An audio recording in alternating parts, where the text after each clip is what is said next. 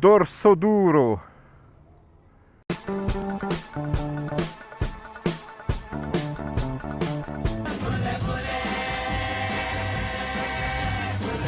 So today we try the Aprilia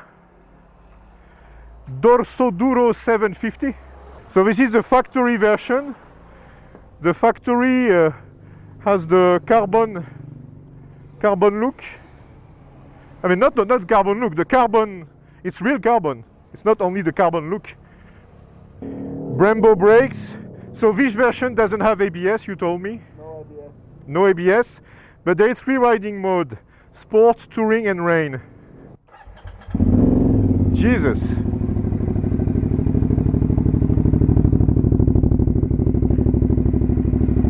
Zax suspension.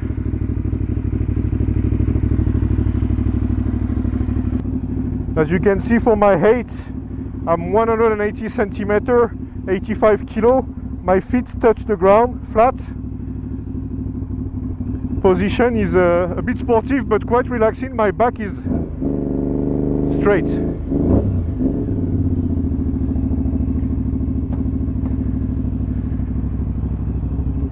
Let's try that brake.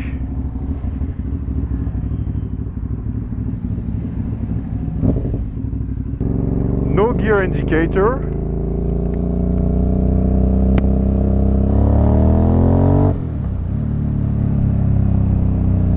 So it developed 92 horsepower. We give you the spec over there. Beautiful day on the Kintamani Batour.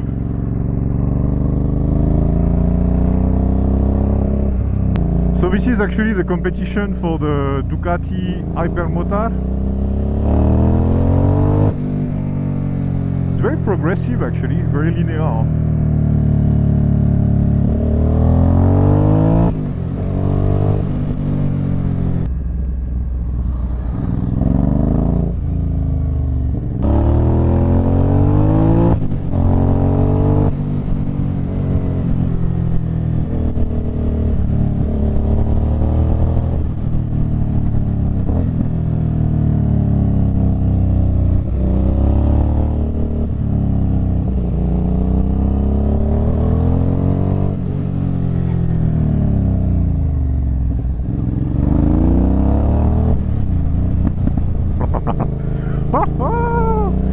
What a wonderful bike.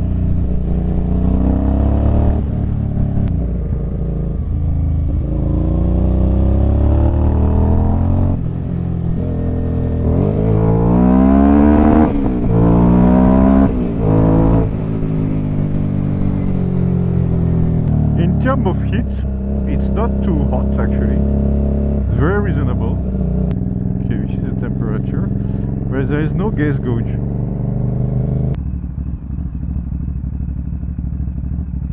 Neutral, very easy to find.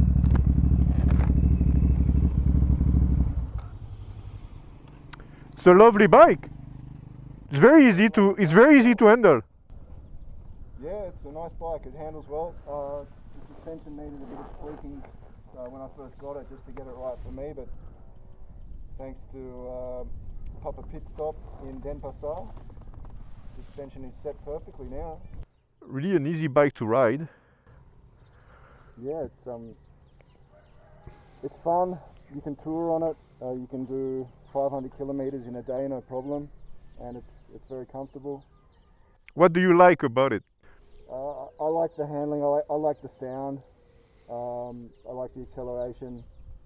Did Papa Pit Stop also? You said that they did a remap. Yeah. Is that what gives the plop plop when you decelerate? That was always there. Always had a bit of a burble, when you take off the gas.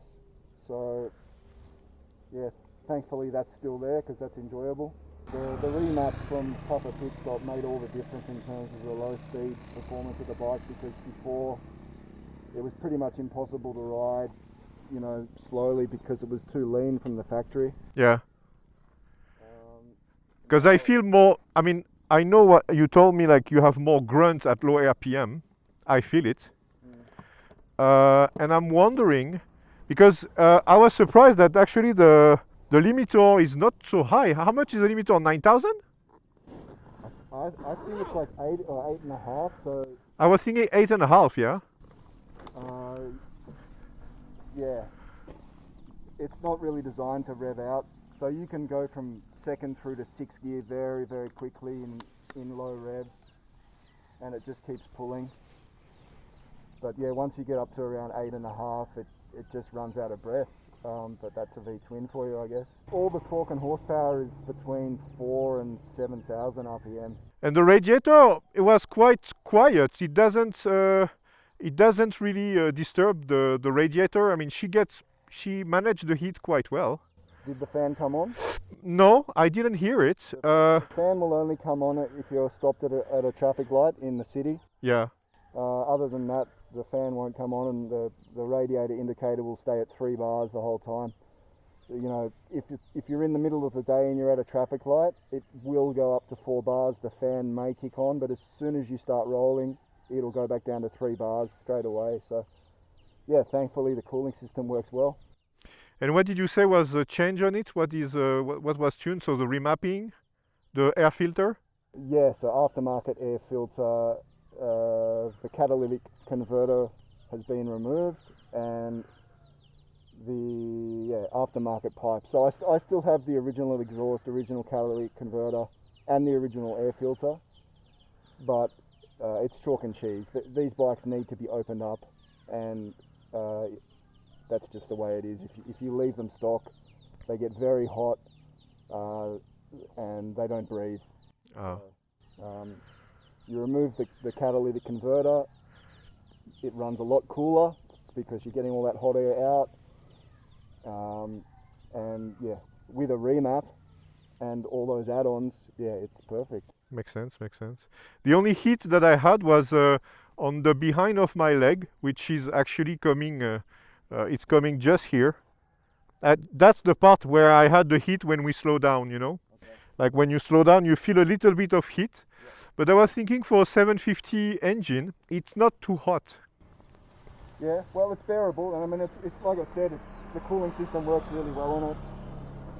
So yeah, water cooled. Yeah, especially in here because tropical country. I mean, we are in Bali, so it's always like quite hot. So I really prefer like a water cooled bike. Very smooth. I was preparing myself, you know, like, oh man, that's gonna be like a monster, you know, like want to bite me all the time. But no, I found that you can open throttle completely without like shitting your pants. Yeah. Which I like, because I like that.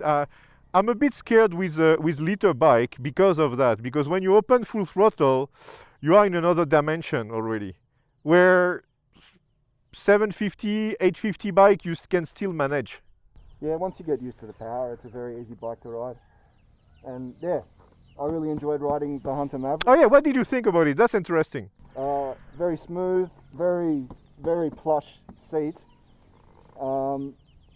And yeah, free revving engine, and I was able to follow you reasonably easily. And I mean, it's the first time I've ridden it, so I wasn't used to the handling at all, but the handling is there, definitely. So yeah, the Hunter Maverick, I like it. Yeah, it's really like it's the touring bike. You have the comfort, the suspension. It's very soft. Yeah, very, very soft, but still holds its line in the corner. I wasn't really used to the high handlebar.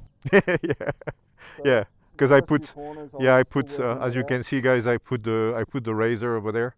I put the 30 millimeter, 3 centimeter razor for my standing position. But the seat is very low. What I like about that is that you can really easy touch the ground, and that's reassuring. And the weight is not too high as well. I mean, I don't know what you think about the weight. No, the low center of gravity, and that's where I started to feel comfortable with the cornering, was when I worked out how to lean the bike over a bit more with these handlebars. Yeah, it does handle very well. Cool, glad you liked it. I mean, I really liked it as well. So, oh yeah, the last question. If you were to change this bike for another one, what it would be? It's a very tough question because, you know, I consider myself very lucky that I've got you know, a bike. So you are saying that that's a keeper? It's a keeper. I would love to keep this bike running until it's done 100,000 kilometers. Honestly, I'm not aspirational for any other machine. I mean, of course, there's impressive machines out there, but I'm happy just to look at them. And in Indonesia, you know, beggars can't be choosers, and when you get a bike that you're happy with, well, we've got to consider ourselves pretty lucky. Yeah, true. And how much kilometer you get out of a tank, a full tank? The most I've ever got is around 180 kilometers, but that was rare. I mean, normally, yeah, she's given for 200 range. I reckon you could get to 200, but look, if you're pushing the bike, you can burn through the tank in 150 kilometers. I see. I have run out of fuel, so. Well, good to know it's a keeper then. It's a keeper, because I like to ask this question. So this is also, guys, a new series that I try to put on internet. If you would like to get an interview on your motorcycle, it's what I call the bike owner, or the bike owner review. So if you guys would like also to appear in one of these videos, then we can swipe bike and then we test it and we ride it together and then we talk about it, like what you like. Oh yeah, what you dislike about it? Well, maybe that this particular version doesn't have ABS. You know, that's always reassuring. Yeah. ABS. But it's not easy to lock, actually. Well, but the rear overheat very quickly. I got the empty pedal one time. Yeah, there you go. Yeah, so the rear brake does overheat a bit quickly. So I've learnt not to rely on it as much for setting up the line when you're going into corners, unless you really need to. The front brake, I've never locked the front wheel, thankfully. The rear wheel locks up a lot, but I do that for fun, because it does like to power slide. Yeah. And you know, I guess that just costs money in tires. But you know, that's just what the bike does.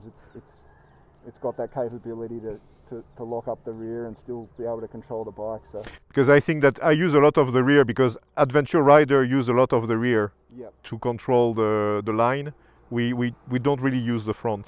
So yeah, you said the only thing the only downside also for the passenger, you have the foot peg, but you told me that there was a handle in here. Well, I'll show you. So this strap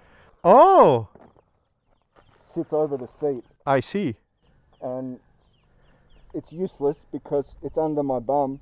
So unless I want to feel a woman's hand reaching between my ass crack, sometimes I pay for. You know, it was useless. So what do you have under that? You have a so you have a toolbox, toolkit, and the battery. And the battery. Yeah, I'm surprised why it was getting so hot for the rear brake, because this is it Brembo as well? Brembo caliper on the rear? Brembo caliper. You know, it's just an idiosyncrasy of the bike, I guess. Yeah, but as you said, anyway, you use more the front on this kind of bike. I can feel it. Like when he did that to me, when the pedal was loose, then I stopped using it completely. I was only using the front, and then I was using the engine brake to slow down the rear. So as you have so much torque, you could like just drop a gear. I even dropped so many times in first, just to get the braking power. Yep. Yeah, the only thing that you said that the ABS is missing, but as it's the factory bike, it could be a very good track bike. So the ABS is not really an obligation. Yeah, I would love to have ABS, and you know, these did come out with ABS, but this one doesn't have it, and you know, so be it.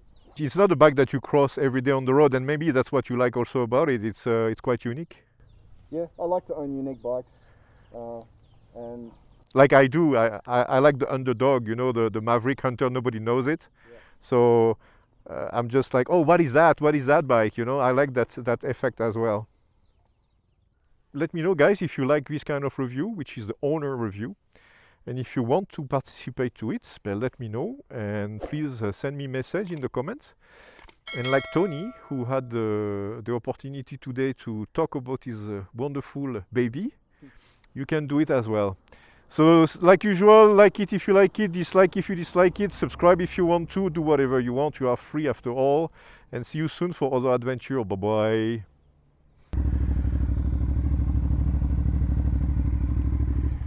What a view, what a view. So you never been here? No. That's a very good point for the sunrise, because the sunrise just rises in here and then it go up like that. Yeah, beautiful. In the morning you have all the mist and the fog and the cloud that are trapped inside the caldera, and then you see they go out. Oh, well, let's do that sometime.